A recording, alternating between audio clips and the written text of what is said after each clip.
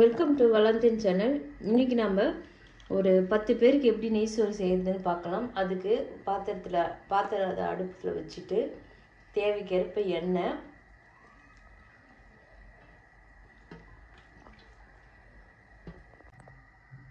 கொஞ்சமாக நெய், இது கூட கொஞ்சமாக பேர் சேர்த்துப்போம். அதிகம் இல்லை, கொஞ்சமாக.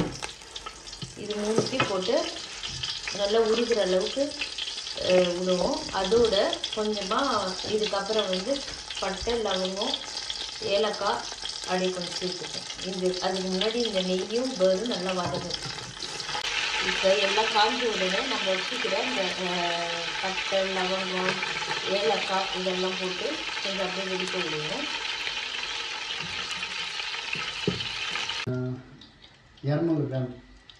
200 கிராம் வெங்காயம், நல்லா பொடிசாக நறுக்கிற வெங்காயம் சேர்த்து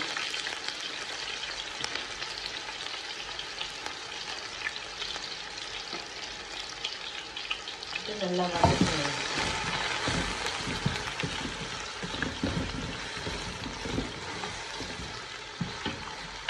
இதோட உப்பு கொஞ்சோண்டு சேர்த்துப்போம், இந்த வெங்காயம் வதங்குற அளவுக்கு.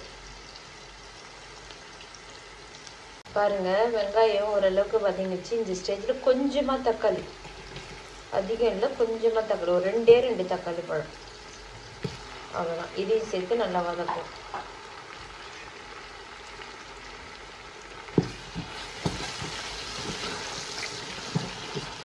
நல்லா வதங்கிடுச்சு. இந்த ஸ்டேஜில் ஒரு கைப்பிடி அளவு மல்லியும், கொத்தமல்லியும், புதினாவும் போட்டு நல்லா பரட்டிப்போம்.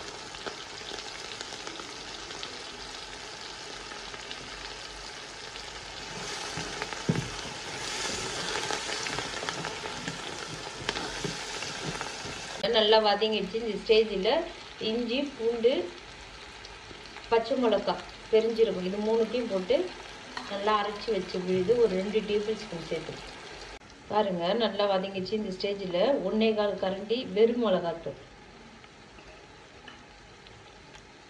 சேர்த்து நல்லா கிண்டுவோம்.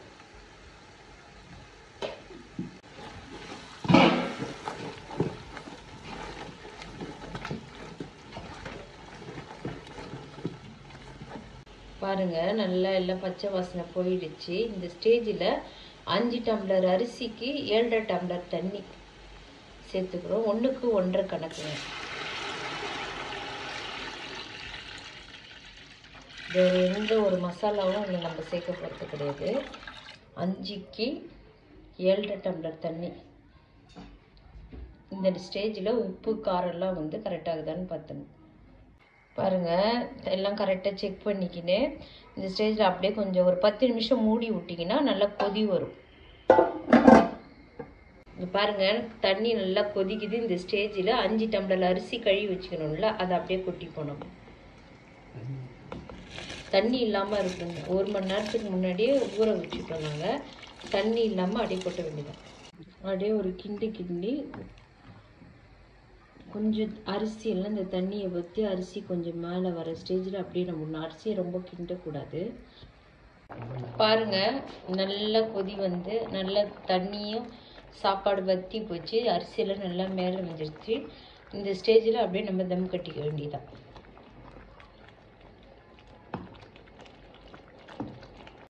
அது கொஞ்சமாக அது மேலே கொத்தமல்லி, புதினாவை தூவி அடுப்பை சிம்மில், ரொம்ப சிம்மில் வச்சுக்கணும்.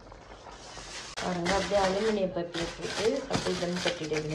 இறுக்கமாக பண்ணிடுறது, அந்த காற்றெல்லாம் வெளியே வராத அளவுக்கு பண்ணிவிட்டு ஒரு 10 நிமிஷம் சிம்மில் வச்சு நம்ம தம் கட்டி எடுத்தோம்னா பிரியாணி ரெடி ஆகிடும். 10 நிமிஷம். பாருங்கள், நல்லா தம் கட்டி எடுத்தாச்சு. பிரியாணி ரெடி ஆகிடுச்சு. நெய் பிரியாணி நல்லா சூப்பராக வந்துருக்குது. அப்படியே கரண்டி வச்சு ஒரு கிண்டிடு. பாருங்கள், சூப்பராக வந்துருச்சு நெய் சோறு.